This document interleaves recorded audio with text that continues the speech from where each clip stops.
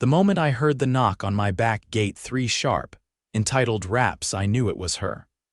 Only one person in our neighborhood pounded like they were trying to evict a ghost. Roxanne Caldwell, the HOA vice president and reigning queen of overstepping.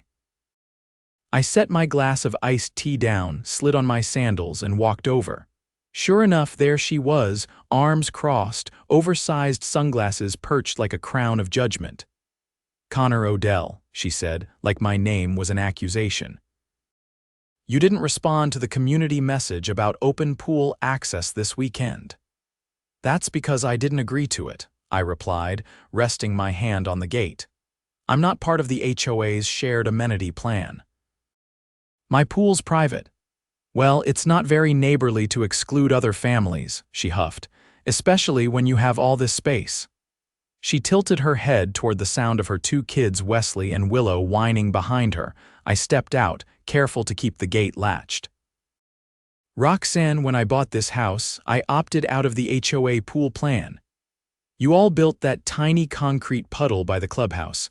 That's your problem, not mine." Her nostrils flared, like I'd insulted her personally. "My kids have every right to enjoy the neighborhood." "Then take them to the neighborhood pool," I said. "This one's mine." That's when she pulled out her phone. I thought she was going to snap a picture or shoot off another HOA-wide message about non-compliant homeowners. But nope, she actually dialed 911. "You're denying children access to a community pool," she said loudly to the dispatcher, staring at me like I'd just committed a felony. "And this man is getting aggressive." I blinked. "You're kidding." She turned her phone slightly, just enough so I could hear the operator say, "Ma'am, is this a public facility? It's a neighborhood pool," she snapped. "Is it owned by the HOA?" "Well, no," but the dispatcher cut her off. "Then it's private property. We cannot dispatch officers for civil disputes." Roxanne's face turned redder than her sun hat, and that's when my phone rang. I pulled it out of my pocket and answered on speaker. "Hey, Sheriff Langston, you returning my call from earlier?" Roxanne froze. The voice on the other end was calm and familiar. "Hey, Connor. Yeah, I checked those files you sent over. That's definitely misuse of HOA funds. I'll need you to stop by the station later with the originals." Roxanne's face went from red to sheet white. I ended the call and looked her dead in the eye. "You might want to worry less about my pool and more about that HOA slush fund you've been dipping into." She didn't say a word, just turned, grabbed her kids, and stormed off without closing the gate behind her. I locked it tight. Something told me this wasn't over. By the time the sun dipped below the horizon, the neighborhood group chat was buzzing like a beehive kicked by a lawnmower. I didn't dare open it. I knew whatever Roxanne was spinning, it would be laced with melodrama and half-truths.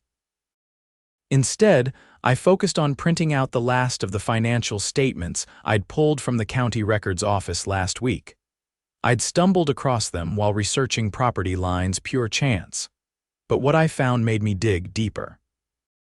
Roxanne and the HOA board had been collecting a community improvement fee for over a year. It was supposed to fund minor upgrades like pressure washing sidewalks and planting seasonal flowers. But I traced almost $20,000 to a private contractor registered under the name Larkspur Holdings, a business owned by none other than her brother-in-law. And the kicker: no work had actually been done. I clipped the documents into a folder, added the digital copies to a thumb drive, and packed everything into my bag. I wasn't just going to drop them off at the sheriff's office. I'd scheduled a meeting with the county ethics committee for the following week. HOA boards were technically private organizations, but when they started laundering money through fake contracts and strong-arming homeowners, it became a public concern.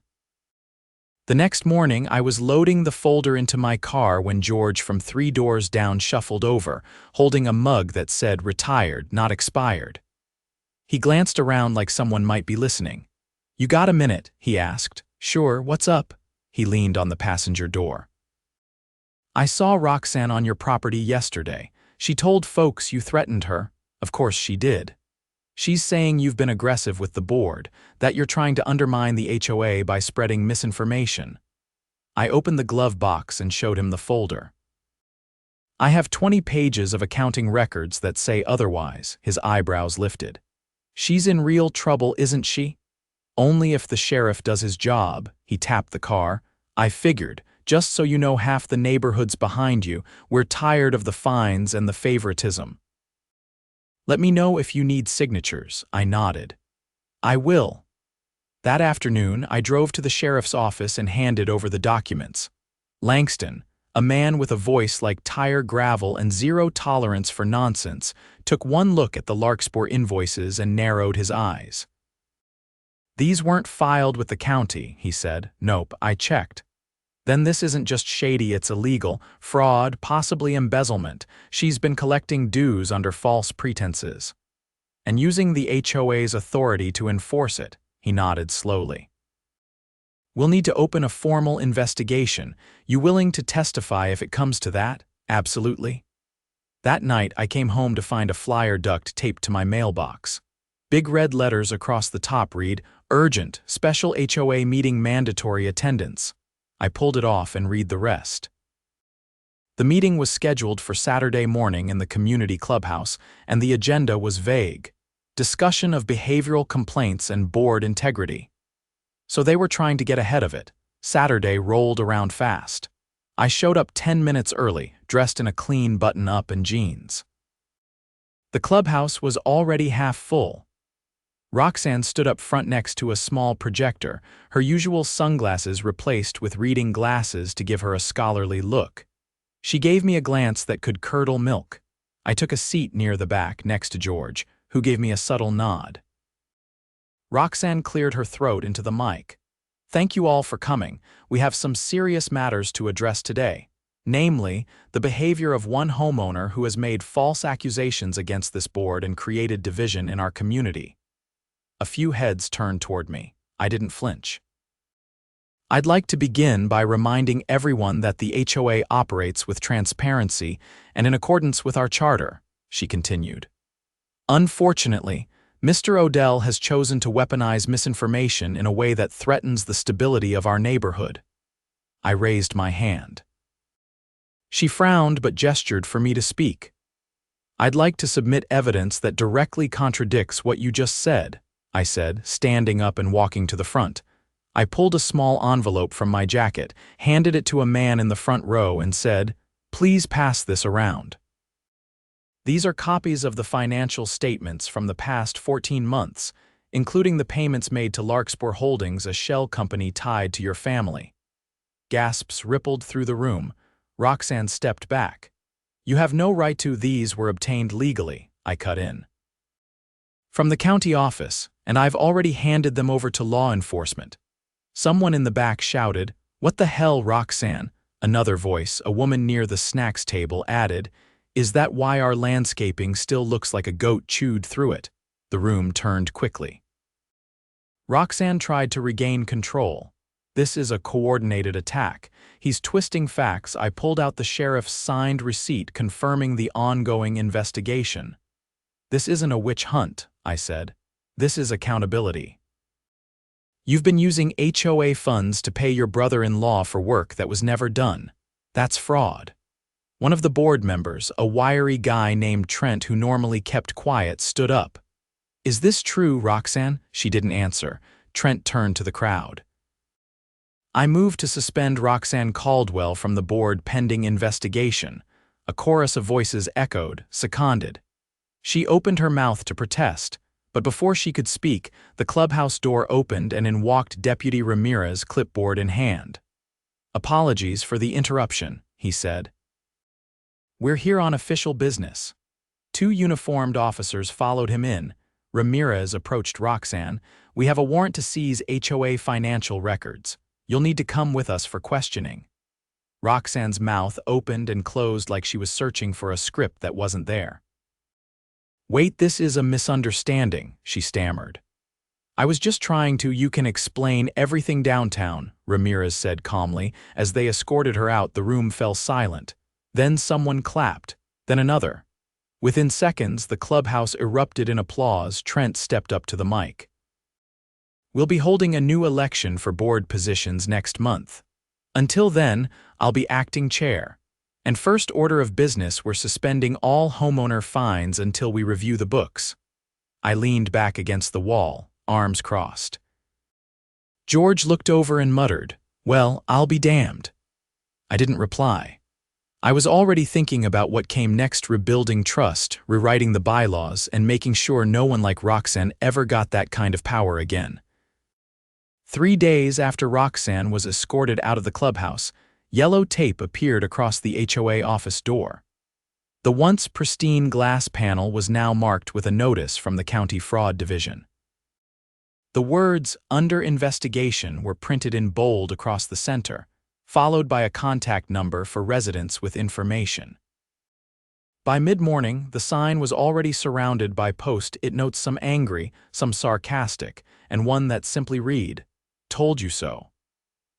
I hadn't expected things to escalate this fast, but apparently Roxanne's antics had gone deeper than just a few shady payments. Sheriff Langston called me the next day, asking if I was available to meet with the district attorney's office. "Turns out this isn't just about misspending," he said. "There's evidence of forged signatures on financial authorizations and tampering with HOA election results." When I walked into the DA's office, they already had a file thicker than a phone book waiting. Assistant DA Monica Vargas greeted me with a firm handshake and a direct stare. "You've stirred up a hornet's nest," she said, motioning for me to sit. And frankly, it needed stirring. She laid out a series of documents on the table. Each was a scanned copy of checks, board meeting minutes, or internal memos. I recognized some from my own digging, but others were new contracts issued in names that didn't belong to any real business, all tied back to the same account. She funneled over $38,000 into fake companies, Vargas said, 2 of which don't even exist with the state. What's worse, she used forged votes to push through a special assessment last spring. I leaned forward. "That was the one for the irrigation upgrade, right?" "Exactly. No actual work done, no permits filed, but residents were billed anyway. We think she pocketed most of it and funneled the rest into Larkspur Holdings." She slid over a photograph of a storage unit opened, with boxes of HOA records stacked inside. "We got a warrant and found this yesterday. She'd been hiding records here, we think, to keep them from the rest of the board." "There's more than just financial stuff, too." I raised an eyebrow. "There are handwritten logs," she continued. "Notes about homeowners, who voted against her, who complained too often. There's even a page with your name on it." I didn't respond. I wasn't surprised. She wrote, "Odell is a problem, watch him, discredit if necessary." Vargas tapped the folder. "She wrote that 3 months ago." I sat back. "So what happens now?" "She's being charged with wire fraud, misuse of public documents, and felony embezzlement. The forged signatures take it into criminal territory." As I left the building, the weight of what I'd just learned settled in. This had gone from a neighborhood spat to a full-on criminal case. And yet, I couldn't shake the feeling that someone else had to have known. No one embezzles that much money alone. That evening, I found a folded envelope on my porch. No name, no return address. Inside was a single sheet of paper with typed lines. She didn't do it all herself. Look at Trent. Look at the landscaping invoices from last fall. I stared at the page, then walked straight to my home office. I'd kept the digital copies of everything I'd scanned. Within a few minutes, I pulled up the invoice from October, $2,200 to Evergreen and Bloom. It was signed by Trent, the soft-spoken board member who had called for Roxanne's suspension. Curious, I searched the county contractor database. No such business existed. The next day, I confronted him. He was out front trimming his shrubs when I walked up. His demeanor didn't shift, but his eyes flicked to the folder in my hand. "Connor," he said, too casually. "Didn't expect a visit, I bet." I opened the folder and tapped the invoice. Evergreen and Bloom. "You signed this, but the business doesn't exist." He paused, then wiped his hands on a towel. "You're digging in the wrong place. That invoice was from Roxanne's batch. She gave it to me to approve, said it was a replacement vendor." "Did you verify it?" He hesitated. "No, I trusted her." She said the regular crew canceled last minute. I squinted at him. You're a board member, Trent. You don't just sign checks without due diligence, especially not ones that disappear into fake companies. He stepped back. You think I was in on it? I think you either were or you were willfully ignorant. He didn't answer. That night, I sent the invoice and supporting documents to Vargas. Within hours, she responded, "We'll look into it." The following morning, a second HOA board member resigned. Her note was brief but telling. I can't be part of this anymore. I didn't know Roxanne was manipulating the books, but I should have asked more questions. By the end of the week, 4 out of 5 board members had stepped down. Only Trent remained, and the whispers around the neighborhood grew louder. People stopped waving at him. His mailbox began to overflow. A few even started circulating a petition to hold a community-wide vote to dissolve the current HOA structure entirely. I met with George and a few other residents at his garage one evening. The place smelled like motor oil and old wood, but he'd rigged up a folding table and a whiteboard. We can't just let another group fill the vacuum, he said. We need to change how the HOA operates. Complete transparency. Mandatory audits, term limits. A woman named Dana who lived by the retention pond raised her hand. Can we even do that? Aren't there rules about how the HOA is structured? There are, I said, flipping open a binder. But there's also a clause that allows for a full rewrite of the bylaws with a 2/3 majority from homeowners. If we organize, we can do this legally and permanently. That night, we printed flyers and slipped them under doors. We didn't ask for donations. We didn't ask for trust. We asked for signatures and votes. By the following Tuesday, we had over 70% of the neighborhood on our side. The special election was held in the rec center with county officials present to oversee it. No tricks, no secret ballots, just names, votes, and tally marks. When the results were finalized, the room erupted not with cheers, but with relief. For the first time in years, people felt like they actually had a say. The newly elected board included a retired accountant, a school principal, and a single dad who ran a local hardware store. As for me, I declined a seat. I had no interest in power, just in making sure no one ever abused it again. I agreed to head up the audit committee instead, with full access to the HOA's books and a mandate to publish quarterly reports for every homeowner to see. The last I heard, Roxanne had posted bail but was barred from stepping foot in any HOA leadership position pending trial.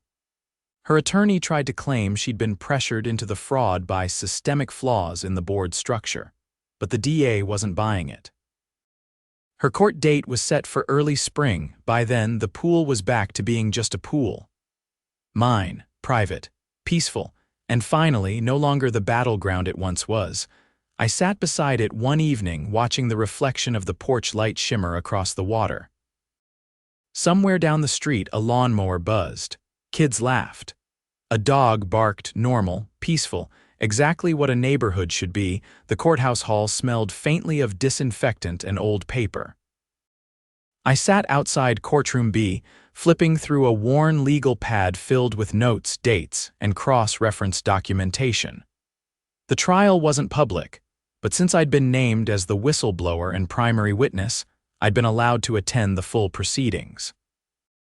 Inside, Roxanne sat stiffly at the defendant's table, flanked by her attorney, a man who looked increasingly uncomfortable as the prosecution introduced piece after piece of damning evidence. The county had leveled 7 felony charges against her, including wire fraud, falsification of public records, and conspiracy to commit financial crimes. It turned out that Larkspur Holdings, the fake contractor company she filtered payments through, had been used not only for landscaping scams, but to reroute portions of special assessments into a personal investment account under her maiden name. And the worst part, she'd filed fraudulent liens against 3 homeowners who had publicly questioned the HOA's budgeting last year. One couple had nearly lost their home because she declared them delinquent on payments they never owed. That charge alone had landed a separate civil suit against her, which was scheduled for the following month. The courtroom was silent as the prosecution's final witness, a forensic accountant from the state auditor's office, stepped down. Judge Haverson, a no-nonsense man with steel gray hair and a permanent brow crease, gave Roxanne's lawyer a look that said, "Make this quick." He didn't. The defense tried to argue procedural confusion, pointing fingers at outdated HOA policies and volunteer inexperience. But Judge Haverson wasn't buying it, and neither was the jury. When the verdict came back guilty on all counts, Roxanne finally looked up from the table, her face pale, her jaw slack. The sentence was swift. 4 years in state prison for the financial crimes, plus restitution to the homeowners she'd defrauded. The judge also barred her from participating in any community governance for life. I didn't celebrate. Not exactly. But I did step outside afterward and take the deepest breath I'd had in months. 2 weeks later, I stood in front of a folding table at the new neighborhood oversight meeting. The old HOA board had been dissolved entirely, replaced by a rotating committee of volunteers, people actually elected by residents, with term limits baked into the charter. The attorney who helped us rewrite the bylaws, a soft-spoken woman named Hannah, had insisted on every change being filed officially with the county. No more backroom decisions. No more hidden fees. I looked around the room. Every seat was filled. There was no projector, no podium, just people sitting in a circle, voices raised equally. Dana spoke first. "We need someone to coordinate the community garden project. The lot behind the tennis courts is still unused, and we've got that grant money from the city." "I'll do it," said a woman named Carla. "I've already got a compost system ready to go," George scribbled on a clipboard. "That's one down. Next, road resurfacing. The county's offering partial subsidies if we apply before the end of next month." It went like that for an hour, practical, honest, and shockingly effective. When it was over, I stepped outside with George. "You ever think we'd get here?" he asked. "No," I said. "But I'm glad we did." He nodded toward the newly posted bulletin board by the sidewalk. The top flyer read, "Community Transparency Pledge, all meetings open, all books public." We walked in silence for a bit. The sun was setting behind the rooftops, casting long shadows that didn't feel so heavy anymore. The neighborhood was quieter these days, not because people were afraid of breaking some arbitrary rule, but because they finally had peace. I spent the next morning cleaning out my garage. I'd kept boxes of printouts, spreadsheets, and emails, everything I'd gathered during the investigation. I could have tossed them, but instead, I handed them off to a local reporter who'd been covering HOA corruption cases across the state. She promised to use it as part of an exposé on how neighborhood governance needed reform. 3 days later, she emailed me a preview of the article. The headline read, "From Poolside Confrontation to Courtroom Justice, How One Man Took Down a Corrupt HOA." I didn't love the spotlight, but I understood the value. If it helped someone in another neighborhood stand up against the same kind of abuse, it was worth it. The following weekend, I finally invited a few neighbors over. Nothing fancy, just a few burgers on the grill, some drinks in a cooler, and kids splashing in the pool. Mine, still private. But this time, the gate was open because I wanted it that way, not because someone demanded it. Carla sat next to me on the deck, sipping lemonade. "You know," she said, "the new board's talking about putting a plaque near the rec center, something about the turning point." I groaned. "Please don't put my name on it," she laughed. "Too late." "Already voted on." I shook my head, but I couldn't help smiling. The fight had been long, but the payoff wasn't just justice, it was change. Real, lasting change. Later, after the last guest left and the pool lights flicked on, I stood at the edge of the water. The surface was calm, reflecting the stars overhead. No shouting HOA reps. No bogus violations. No entitled demands, just quiet. I'd kept the voicemail from Sheriff Langston. Not out of vanity, but as a reminder. It was a short message left the night before Roxanne's arraignment. "You did good, Connor, real good. Most people don't have the stomach to see something like this through, but you did. And because of that, a whole lot of folks get to sleep easier. He didn't need to say anything else. I deleted the message, and finally I slept through the night.